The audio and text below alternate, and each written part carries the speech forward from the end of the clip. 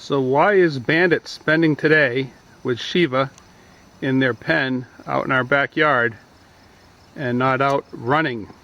Well, in today's episode, I'll explain why.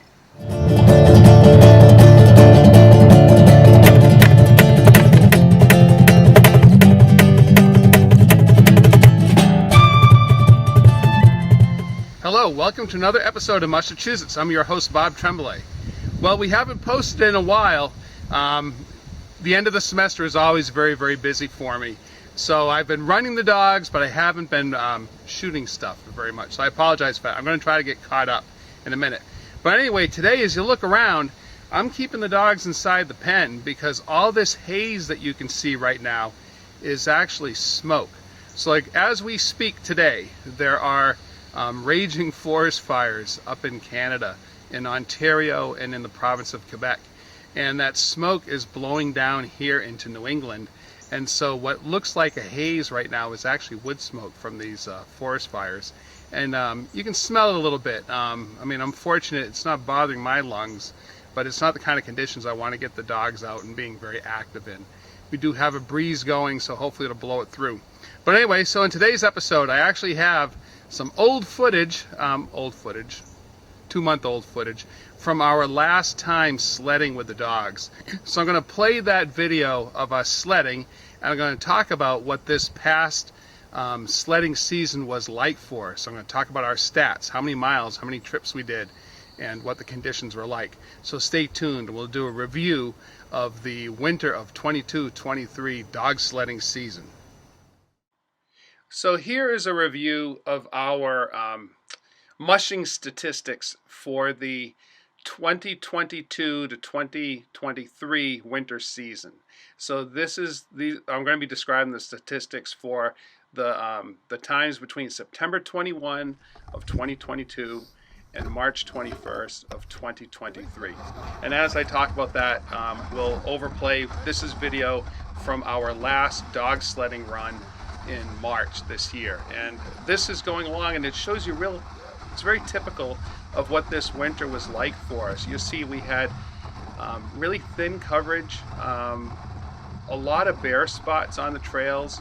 We never had any frozen ice to run across.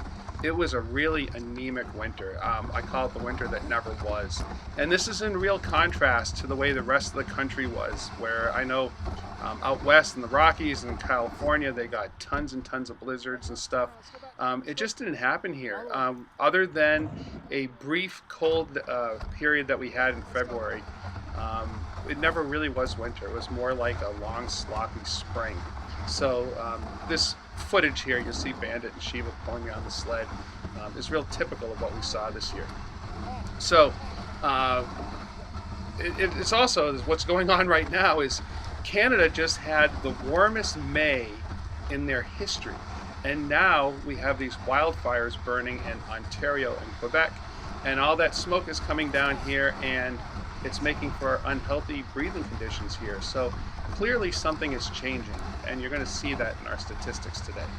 So Carrie and I do keep a mushing log of all that the runs that we do, both bike shoring and dog sledding with our dogs. And we do this so that we hold ourselves accountable to running and exercising and recreating with our dogs on a very regular basis to give them the most stimulating, healthy, exciting, pleasurable life we possibly can. So we don't compete, we're not trying to prepare them for any kind of a race. This is just the way we recreate with our dogs. So that said, let's take a look at, so for this year, between September 21 and March 21, we ran a total of 39 days. Of those 39 days, 27 were with the bike or the scooter, and only 12 of those were with the sled, which is really, you're going to see, is really poor. And this is because the conditions just didn't allow us to take the sled out more often. Out of those 39 days, we did a total of 207, just over 207 miles, with only 40 of those being with the sled. So you're going to see how that kind of compares is in the 2018, the 2019, and the 2020 winter seasons, we did 52, 54, and 56 different trips respectively. and then we did, and so then also in those years we did 27 days of sledding, 27 days of sledding, and 26 days of sledding. So we're usually very consistent getting our dogs out over a 6-month period, sledding 27 days during that 6-month period, and then about another 27 with a bike. The conditions this year just did not allow for that. So what happened? What happened this year?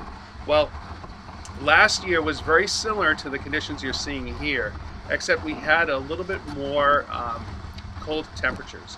And because we had those colder temperatures, we were often able to run on ice. This year we weren't able to do that.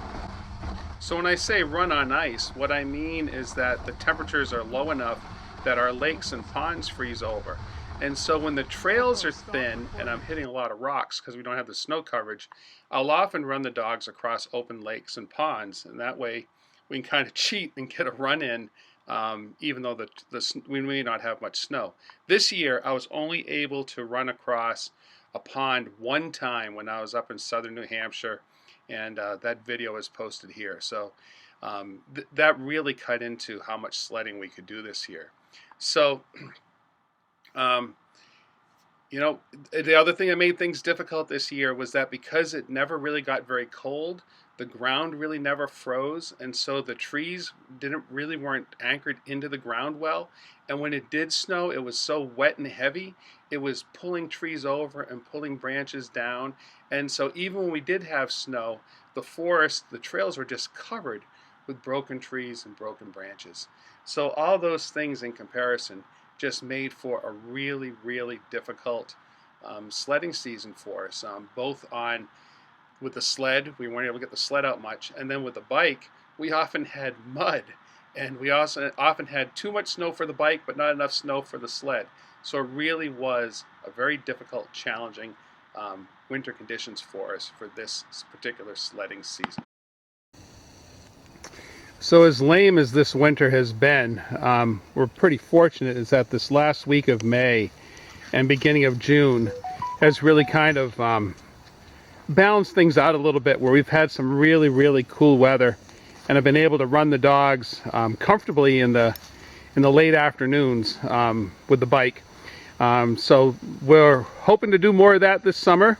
When you do ride your dogs out, when you run them with a bike during the warmer months, just remember the rule is make sure that the sum total of the temperature and the humidity is less than 110. And make sure your dogs have plenty of water as you run. Don't try to get the same kind of miles that you do when you're sledding. And we'll get some of those posted soon.